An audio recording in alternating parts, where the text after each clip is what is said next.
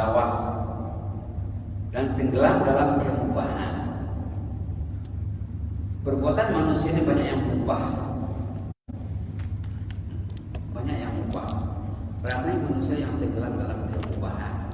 Kadang-kadang bila sudah banyak berbuat yang mubah, yang harus, benda ini menjebaknya kepada benda yang makruh, kemudian melakukan benda yang haram.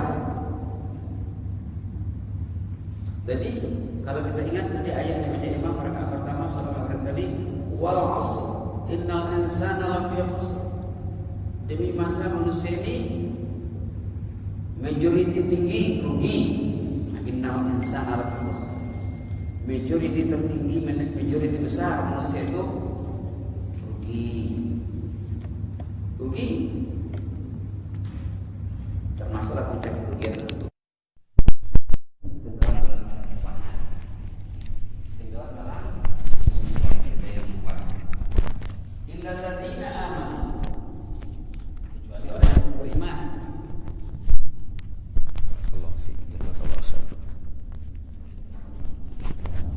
Wal 'asr innal insana lafi khusr. Ayat ini rata-rata kita hafal, anak-anak pun hafal. Kata ulama, kalau kita perhatikan ayat yang surah pendek ini, 3 ayat pendek, wal 'asr innal insana lafi khusr illal ladzina amanu wa 'amilus shalihat wa tawasaw bil haqqi wa tawasaw bis sabr. Kalau kita perhatikan, kita semak makna yang tersurat, yang tersirat, cukuplah itu katanya untuk modal hidup. Tak usah baca surah yang lain lagi. Ini saja fokus, tapi benar-benar mendalami. Wal 'asr, demi masa. Allah bersumpah dengan masa. Dalam bahasa Arab dan dalam budaya Arab, bila Allah itu bersumpah dengan sesuatu, contohnya masa, al-'asr, masa ya, itu menunjukkan masa itu sangat bernilai tinggi. Ada orang mengatakan masa itu emas, masa itu uang. Sebenarnya masa lebih mahal daripada emas dan uang. Uang, kebendaan bila hilang boleh dicari, tapi kalau masa hilang 5 menit, habis. 1 menit pun habis, tidak dapat dikejar lagi. Uang ringgit, emas, perak bila hilang, boleh dicari gantinya. Kereta hilang, boleh insyaAllah. Mudah-mudahan Allah peliharalah harta benda kita ya. Harta benda apa saja kalau hilang, boleh dicari. Tapi masa tak boleh. Masa tak boleh. Berlalu 1 menit, habis. Mana mau cari lagi? Itu maka dikatakan, demi masa manusia itu rugi, ataupun terpuruk, terbenam dalam kerugian. Wal 'asr innal insana lafi khusrin. Demi masa manusia itu terbenam dalam kerugian, illal ladzina amanu, kecuali orang beriman. Orang beriman dia mikir nak untung saja, tak ada mikir nak rugi. Dia tahu kalau ini rugi, diuntung, dia buat benda yang menguntungkan dirinya. Yang dikatakan dalam Quran juga al-falah. Untung itu al-falah, al-fauz, al-fauz, faizin, faizun, faza, keuntungan. Itulah tadi ungkapan Imam Rafi'i ya. Imam Rafi'i kata, silaplah orang tu kalau dia mengurus urusan lahiriah ataupun hidup secara zahir, tetapi hatinya tidak diurus. Subhanallah. Subhanallah. Nak mengurus hati, hati itu yang mengendalikannya Allah. Hati itu memang kita punya, tapi yang mengendalikannya Allah Subhanahu wa ta'ala. Allah yang mengendalikan hati. Kalau orang itu berusaha mendekatkan dirinya kepada Allah, Allah tolong dia.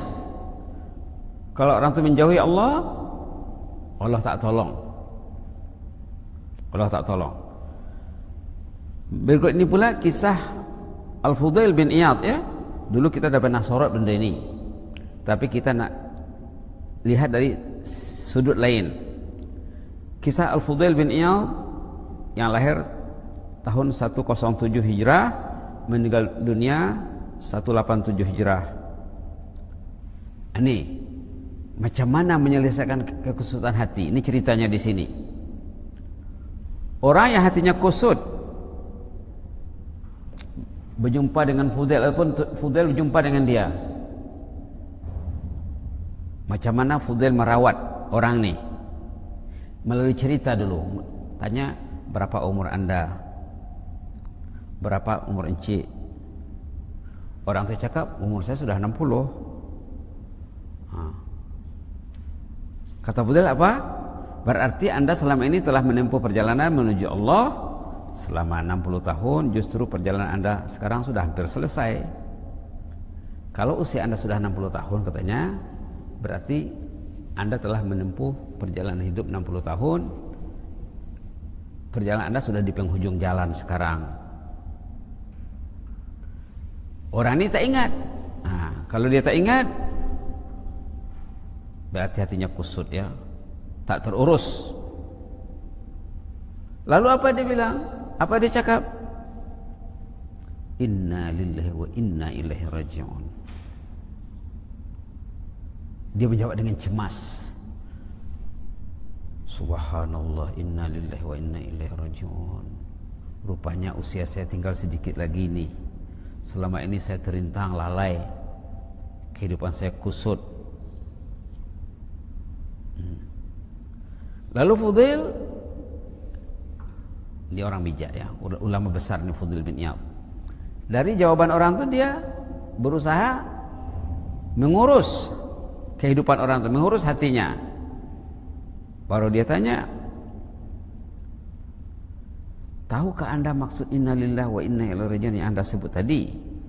Bagus itu katanya. Mungkin sekarang kalau kita tanya orang, tidak terkeluar ungkapan ini dari mulut orang zaman sekarang barangkali. Orang tak paham penggunaan ungkapan ini. Dia ini walaupun dia lalai, ungkapannya masih bernas. Kalau orang sekarang barangkali bila tanya berapa umur Cik, udah 60. Berarti pintu kubur sudah dekat tuh Cik. Mungkin dia marah. Itu tandanya dia kusut. Orang ini positive thinking. Bila ditanya, dia positif. Dijawab dengan ungkapan yang indah. Inna lillahi wa inna ilaihi raji'un. Baru Fudail tadi tanya lagi. Bagus ungkapan anda, inna lillahi wa inna ilaihi raji'un itu. Apa kira-kira maksudnya?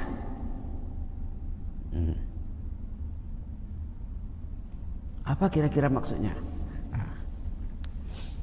Orang kita sering menggunakan ungkapan ini, tapi ramai yang tak tahu maksudnya. Dalam Quran ada memang ayat ini ya, selalu dibaca imam di sini di Masjid Salihin, selalu dibaca dalam surah Al-Baqarah.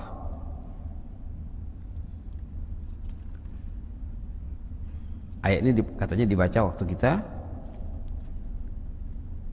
menghadap musibah ataupun ditimpa musibah. Alladzina idza asabatuhum musibatun qalu inna lillahi wa inna ilaihi raji'un. Orangnya apabila ditimpa musibah, dia menyebut, mengeluarkan ungkapan inna lillahi wa inna ilaihi raji'un. Juz 2 ya, suratul Baqarah. Ayat Bismillahirrahmanirrahim.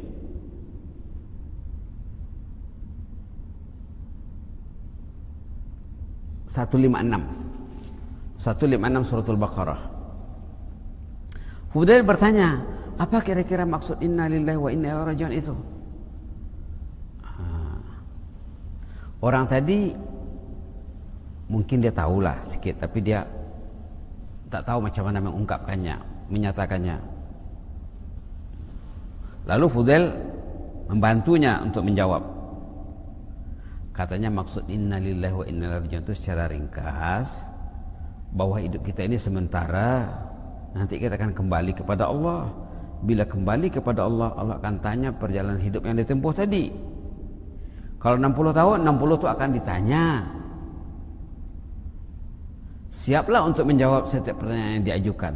Pertanyaannya terperinci, pertanyaannya detail.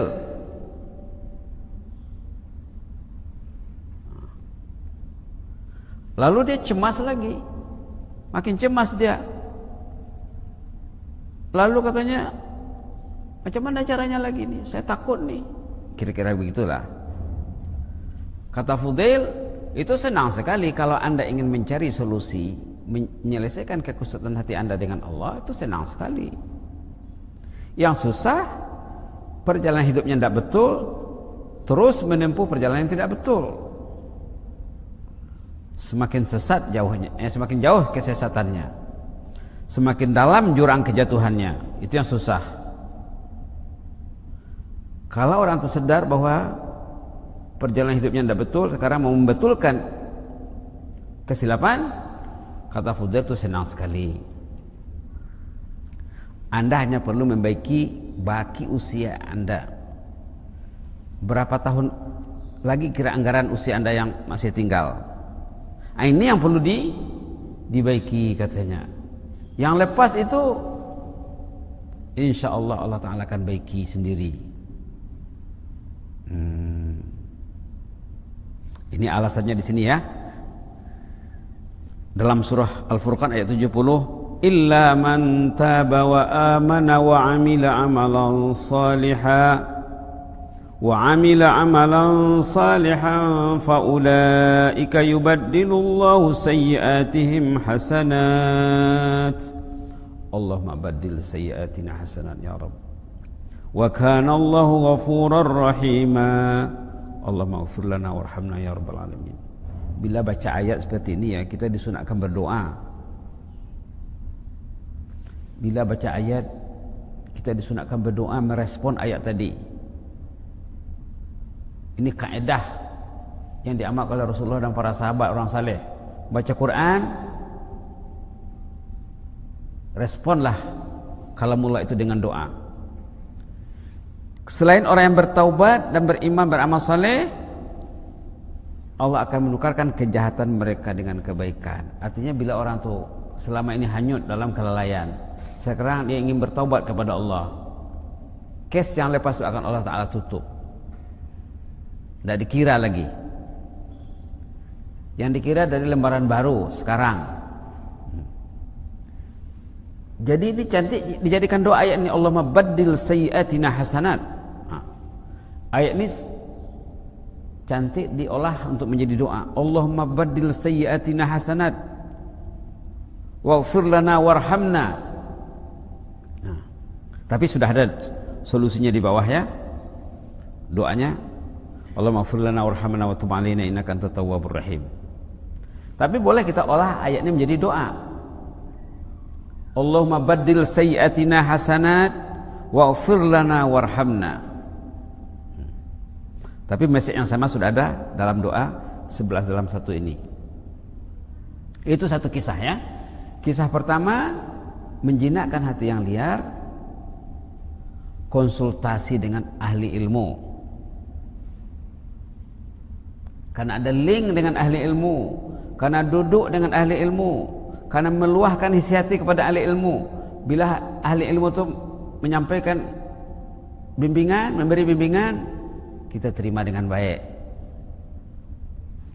Tapi kalau tak ada link dengan ahli ilmu, tak ada konsultasi, ini dikhawatiri dia akan berlanjut dalam kekusutan demi kekusutan.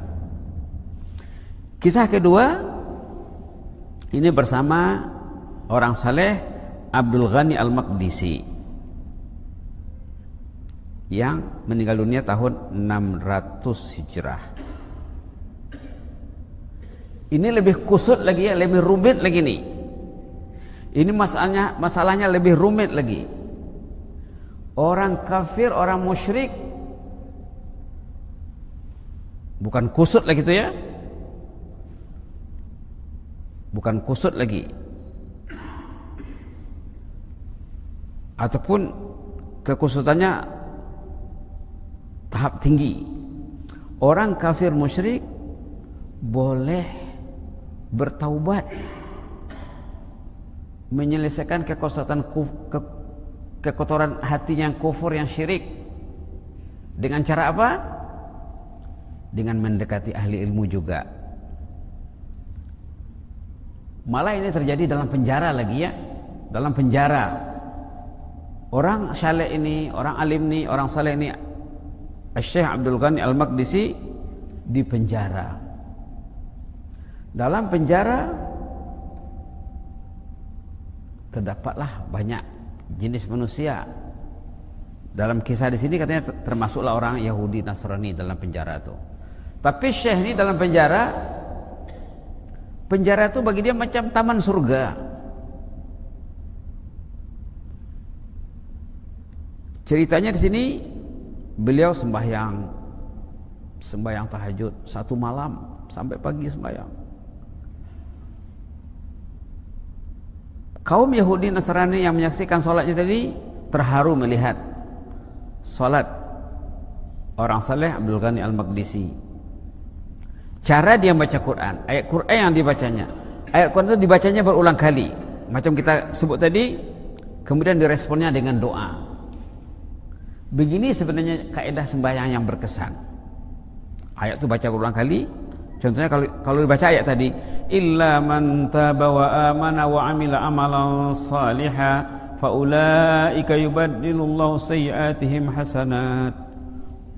Allahumma baddil sayyi'atina hasanat. Ya Allah, tukarkanlah kejahatan kami dengan kebaikan.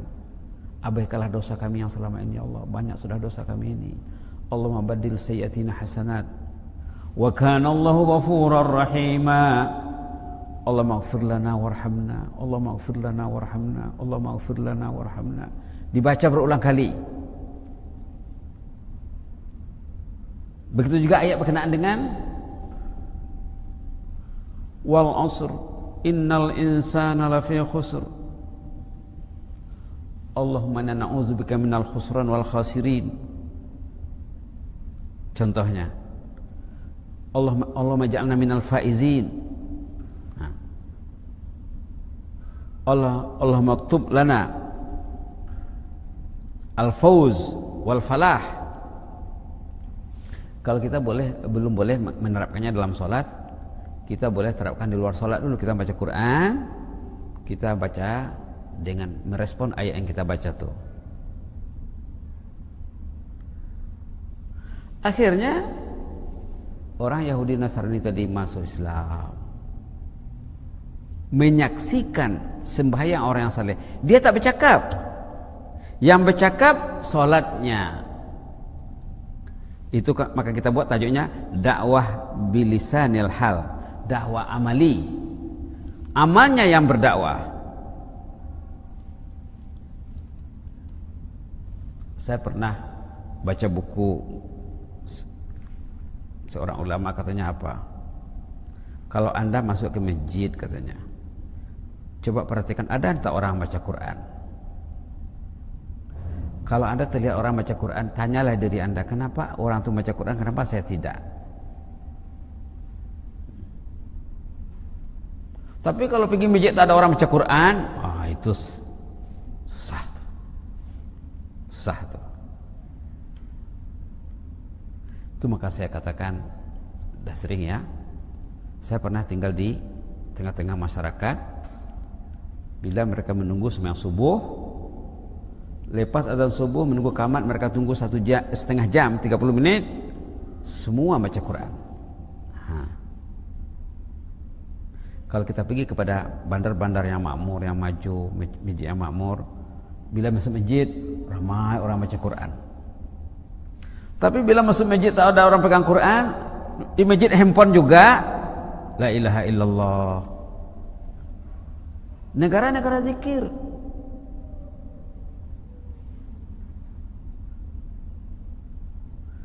Kalau negara zikir masuk masjid baca Quran. Zikir nomor 1 Quran. Kata Imam Nawawi dalam karya beliau, la ilaha illallah, la ilaha illallah. Jadi orang ini menyaksikan bacaan Quran, tilawah, salat orang yang saleh, masuk Islam. Selesai kekusutan hatinya. Orang itu tidak bercakap, tapi amalnya yang bercakap. Dakwah amali. Tadi dakwah qauli yang tadinya nomor 1 tadi dakwah qauli. Qauli itu bercakap, qaul, percakapan. Ataupun dakwah bilisanil maqal. Maqal itu bercakap. Tapi kalau dia mendengar cakap tak mau, melihat orang saleh beramal tak ada, dikhawatiri kesana tak masuk, kesini tak masuk, jadi apa? Berarti hidupnya untuk makan minum saja, untuk kebendaan saja. La haula wala quwwata illa billah. Bila kita balik kepada suratul Asr tadi ya, wal asr innal insana lafi khusr, demi masa manusia itu rugi, terpuruk dalam kerugian. Illal ladzina amanu, orang beriman dia memikirkan untung, tak pernah memikirkan rugi. Bila salat dia nak berjamaah dia, karena sembahyang seorang rugi, sembahyang di rumah rugi, sembahyang ke rumah Allah. Setiap kali pergi ke rumah Allah menunaikan sembahyang salat fardu, berwuduk di rumah, dapat bonus naik haji. Kalau 5 waktu tak pergi masjid 1 hari, 5 haji loss.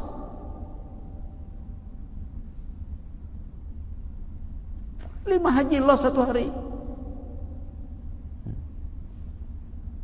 Subhanallah, subhanallah, subhanallah. Illal ladzina amanu, orang beriman tak mau rugi. Wa amilus salihat, orang beriman yang beramal saleh. Wa tawasau bil haq, tengok di sana. Selalu mendengar, menyampaikan, mendengar pesan tentang keagamaan. Dalam suratul Asr dikatakan al-wasiyah, wasiat, wa tawasau itu wasiat, berpesan, berwasiat. Dalam surah lain dikatakan tazkirah. Dalam hadis lain dikatakan an-nasihah. Di istilah dalam Islam ya, ada wasiat, ada tazkirah, ada nasihat. Tak apalah kita katakan tazkirah. Wa tawasau bil haq, saling memberi tazkirah, saling mengingatkan, karena manusia ini perlu diingatkan. Kalau dia tak mau diingatkan dan tidak ada mendengar peringatan, kusut letu. Jangan kusut. Nak menyelesaikan kekusutan perlu ada at-tawasi bil haq, menyampaikan pesan dengan kebenaran. Artinya menyampaikan message Islam, Pak, agama Islam. Dan mesti sabar juga. As-sabar, sabar itu penting. Kalau kesabaran tak ada, habislah. Kata Rasulullah SAW, bila orang itu diberi sabar, katanya orang itu diberi habuan yang besar. Ya. Jadi salah satu penyelesaiannya juga kita karena banyak istighfar. Sini ya, kita cadangkan, kita selalu disebut sini ya, istighfar 11 dalam 1. Allahumma ighfir lana warhamna wa tub 'alaina innaka antat tawwabur rahim. Mana yang 11 itu ada di belakang ni. Nah, mungkin kalau kita semak lagi nanti mungkin lebih 11 lagi hikmah yang terdapat dalam istighfar ini. Kemudian tengok nanti dalam buah manis istighfar di paragraf di bawah sekali, termasuk katanya di sini berkenaan dengan apa? Dengan hati juga. Kita semak satu persatu. Pertama, mencegah musibah. Musibah itu ada garis besarnya ada 2 ya, musibah kebendaan, musibah keagamaan. Orang tadi dalam cerita yang pertama dia ditimpa musibah keagamaan, dia tidak ingat nak mati. Dia musibah yang paling besar bila orang itu lalai, tak ingat nak mati. Bila diingatkan oleh Fudail, inna lillahi wa inna ilaihi rajiun, dia merasa ditimpa musibah. Musibah apa namanya? Al-ghaflah, lengah dan lalai. Yang kedua, pemadam dosa. Ini hikmah istighfar ya. 3, dimudahkan Allah urusannya. Seterusnya, mencegah penyakit hati, melenyap kegundahan, melenyap kekusutan hidup. Kekusutan hidup akan selesai kalau orang itu banyak beristighfar, insyaallah. Kenapa orang itu hidupnya kusut? Karena dosa bertambah. Dosa dah banyak, bertambah lagi, bertambah lagi. Dosa ini yang menyebabkan kehidupan tadi kusut. Dosa tadi menyebabkan kehidupan itu kusut, jauh dari rumah Allah, jauh dari kitabullah, berinteraksi dengan media-media kelalaian, semakin kusut. Benda yang dia berinteraksi hari-hari, itulah yang membuat pikirannya kusut. Subhanallah. Mengatasinya, banyakkan beristighfar ini insyaallah. Penyembuh penyakit, pelenyap kesakitan, meraih barakah. Bila orang itu banyak beristighfar, di hidupnya akan barakah, insyaallah. Sifat qanaah dan redha, orang itu akan qanaah dan redha. Qanaah itu puas dengan apa yang ada. Masalah kebendaan keduniaan, dia tidak melihat orang yang lebih dari dia. Masalah keduniaan, masalah keagamaan, dia melihat ke atas. Masalah kebendaan, dia tidak melihat ke atas, melihat ke bawah, dia melihat orang yang kurang dari dia. Penyembuh penyakit, pelenyap kesakitan, sudah tadi ya. Mendapat nama baik. Bila orang itu rajin beristighfar, orang itu insyaallah akan tergolong ke dalam golongan orang yang ahlu taubah. Ahlul istighfar, ahlu taubah. Orang yang rajin beristighfar tergolong ke dalam golongan orang yang ahlu taubah. Orang yang bertaubat kepada Allah. Orang yang bertaubat kepada Allah ini kekasih Allah. Dengan rajin beristighfar, orang itu akan naik taraf, akan tukar status. Selama ini statusnya lalai, ghafilun. Sekarang kalau dia rajin beristighfar, dia akan menjadi ahlul mahabbah, habib. At-taibu Habibur Rahman, Habibullah. Orang yang bertaubat itu kekasih Allah. Boleh tengok nanti ayat 222 suratul Baqarah ya. Innallaha yuhibbut tawwabin. Allah tu mencintai orang bertaubat. Wa yuhibbul mutatahhirin, mencintai orang yang membersihkan dirinya. Bila orang itu ingin bertaubat dan dia memangnya bertaubat, orang itu akan naik taraf jadi Habibullah. Nama baik, pangkat, level yang tinggi, Habib. Tukar status dia. Seterusnya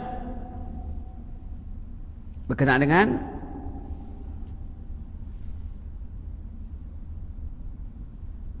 ketenangan jiwa. Dia mengganggu jiwa manusia, ini dosa sebenarnya. Bila dia dosanya sudah terminimize atau sudah dihapus, sudah dipadam, dia akan tenang. Beroleh pasangan hidup kalau orang yang belum ada pasangannya.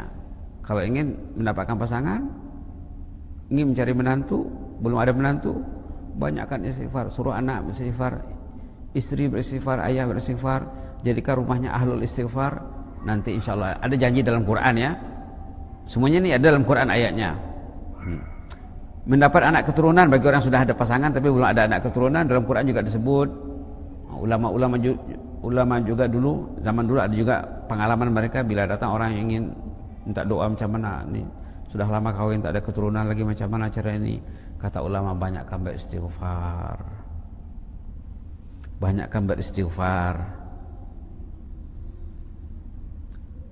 Setan iblis jadi 15 ya. Turun hujan saat kemarau. Kalau kemarau, bila orang itu beristighfar, insyaallah hujan akan turun. Ada juga ayatnya dalam surah Nuh dalam Quran. Beroleh rezeki, beroleh anak pinak, meraih berbagai kebaikan, sumbernya semua dari istighfar. Setan iblis akan lumpuh bila orang itu beristighfar, setannya akan lumpuh. Yang membuat orang itu hidupnya kusut, setan tadi. Dalam keyakinan kita, dalam hadis disebut, dalam Quran juga ada disebut, setiap manusia itu ada pendamping yang gaib. Satu yang baik, satu yang tak baik. Yang baik malaikat, yang tak baik setan lah apalagi. Bila orang itu beristighfar, setannya akan lumpuh. ungkapan yang sangat susah setan mendengarnya adalah istighfar. Dan setan itu akan kontrol, kalau boleh orang jangan beristighfar. Setan berusaha mengontrol orang tuh, kawal dia, kalau boleh jangan terkeluar istighfar dari mulutnya. Bila orang itu tidak beristighfar, setan tidak akan like. Ini like, ini bagus nih. Bila orang itu beristighfar, setan tadi kapisan, Pak. Sasak, Pak. Jadi nak mengukur kita tuh dekat jauh dengan setan, nilailah istighfar kita berapa satu hari. Bila orang itu rajin beristighfar, dia akan dekat dengan malaikat. Malaikat like dia, malaikat support dia, malaikat bantu dia. Pergilah sembahyang ke masjid katanya, bacalah Quran, itu kata malaikat. Kalau syaitan, jangan baca Quran, masuk masjid masuklah, tapi jangan pegang Quran. Pergilah katanya, balik rumah juga, pegang saja media kesukaan anda saja. Satu rumah tidak ada yang pegang Quran. La ilaha illallah.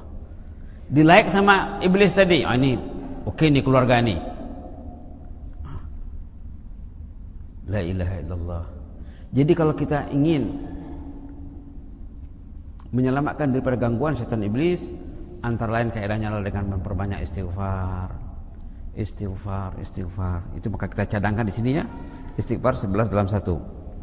Malah poin 21, orang itu akan didoakan malaikat. Orang yang bertaubat, yang rajin beristighfar, rajin berzikir, didoakan malaikat. Ada malaikat khas yang bertugas mendoakan orang beriman yang bertaubat kepada Allah Subhanahu wa taala. Sebut dalam surah Ghafir. Surah Ghafir. Nah, dalam Quran ada surah Ghafir ya. Apa arti surah Ghafir? Surah Allah Maha Pengampun. Allah Maha Pengampun. Ada surah yang membawa nama Allah Maha Pengampun, surah Ghafir. Patutnya dikaji surah ini. Hamim, tanzilul kitabi minallahil azizil alim, غافر الذنب وقابل التوب شديد العقاب ذي الطول لا إله إلا هو إليه المصير. Ini awalnya, awal ayat 1, 2 dan 3. Ghafiriz dzambi. Dalam surah ini disebut ayat 6, alladzina yahmiluna al-arsha wa man hawlahu yusabbihuna bihamdi rabbihim wa yu'minuna bih وَيَسْتَغْفِرُونَ لِلَّذِينَ آمَنُوا رَبَّنَا وَسِعْتَ كُلَّ شَيْءٍ رَحْمَةً وَعِلْمًا فَاغْفِرْ لِلَّذِينَ تَابُوا وَاتَّبَعُوا سَبِيلَكَ وَقِهِمْ عَذَابَ الْجَحِيمِ. Ayat ini menyatakan kategori manusia yang didoakan malaikat 24 jam. Ini 21 ini didoakan malaikat. Poin 21, kategori manusia yang didoakan malaikat. Alladzina yahmiluna al-arsh. Malaikat yang menanai arasy. Malaikat pemikul arasy, malaikat first class. Yang muqarrabin, yang terdekat kepada Allah. Mendoakan orang yang beriman. Wa yastaghfiruna lilladzina amanu. Mereka mendoakan orang beriman. Ini poin 21-nya. Jadi kata ulama, ayat ini benteng pertahanan yang paling mantap dalam Quran. Benteng pertahanan yang paling selamat. Ayat 6, 7 dan 8 surah Ghafir. Arja junnah. Junnah itu benteng. Kalau kita ingin membentengi diri kita, menjaga diri kita, menjaga keluarga, inilah bentengnya. Ayat 6 dan 7 surah Ghafir. Dulu udah pernah disorot di sini, saya ingat. Sorotan tentang ayat ini. Udah pernah dan sering sudah disorot. Sorotan tentang ayat ini tak cukup satu kali pertemuan barangkali. Inilah poin 21 ya. Orang itu didoakan malaikat. Apa kata malaikat? Rabbana wasi'ta kulla syai'in rahmatan wa ilman faghfir lil ladzina tabu wattaba'u sabilaka wa qihim adzabal jahim. Ya Allah ya Tuhanku, kata malaikat ini, doa malaikat. Doa malaikat ini bagus kita jadikan doa harian. Bisa ya, dijadikan bacaan salat, dijadikan doa. Rabbana wasi'ta kulla syai'in rahmatan wa ilma faghfir lil ladzina tabu wattaba'u sabilaka wa qihim adzabal jahim. Rabbana wadkhilhum jannati adnin allati wa'adtahum wa man salaha min abaihim wa azwajihim wa dzurriyyatihim innaka antal azizul hakim wa qihimus sayyi'at wa man taqis sayyi'ati yawma idzin faqad rahimtah wa dzalika huwal fawzul azim. Ini doanya. Doa malaikat, apa kata malaikat? Rabbana wasi'ta kulla syai'in rahmatan wa ilma. Ya Allah, rahmatmu sangat luas, ilmumu sangat luas. Ampunlah dosa orang yang beriman, yang mengikuti jalanmu, yang bertaubat kembali ke jalanmu ya Allah. Beri mereka keampunan, satu. Yang kedua, lindungi mereka daripada azab neraka. Dua sudah. Yang ketiga, masukkan mereka ke dalam surgamu ya Allah. Indungnya, bapaknya, datuknya, neneknya, istrinya, suaminya, anak cucunya. Sebut dalam ayat itu. Satu orang yang saleh yang bisa, ahli keluarga akan ampit doa malaikat. Ini poin 21 nya. Satu orang yang saleh, satu rumpun keluarga dapat doa malaikat, insya Allah. Tapi jangan buat benda yang malaikat tak suka di rumah. Tapi kalau asyik tajik, tidak ada kerja lain, Quran tak pegang, nanti tercancel doa malaikat tadi.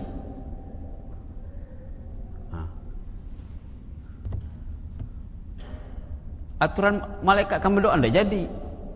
Dia melagau musuh ke rumahnya, melagau musuh dan ujung jari saja. Senang, very easy. Bila musuh datang, malaikat minggir, larilah. Na'udzubillah, tsumma na'udzubillah. Jadi kita, manusia ini, manusia yang beriman, ada dua kekuatan gaib yang mendampinginya. Kekuatan positif yaitu malaikat, kekuatan negatif yaitu setan iblis. Jangan buat benda yang malaikat tak suka. Jangan buat kesukaan musuh. Itu poin 21 nih ya. Boleh rujuk nanti ayat 6, 7 dan 8 surah Ghafir.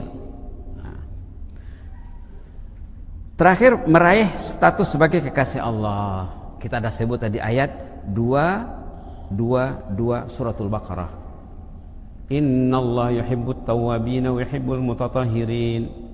Allah mencintai, mengasihi orang yang bertaubat, orang yang membersihkan dirinya. Bila orang itu bertaubat, jadilah orang itu kekasih Allah. Inilah amalan kita untuk bertobat kepada Allah. Kita memperbanyakkan istighfar. Allahumma ighfir lana warhamna wa tub 'alaina innaka antat tawwabur rahim. Kita buat namanya istighfar 11 dalam 1 ya. Dulu pernah kita buat namanya 5 dalam 1, 7 dalam 1, 9 dalam 1. Sekarang ternyata sudah 11. Mudah-mudahan jadi amalan kita lah nanti ya. Amin ya rabbal alamin. Kita baca 3 kali penutupnya. Penutup beristighfar sama-sama. Allahumma ighfir lana warhamna wa tub 'alaina innaka antat tawwabur rahim. Allahumma ighfir lana warhamna wa tub 'alaina innaka antat tawwabur rahim. Allahumma ighfir lana warhamna wa tub 'alaina innaka antat tawwabur rahim.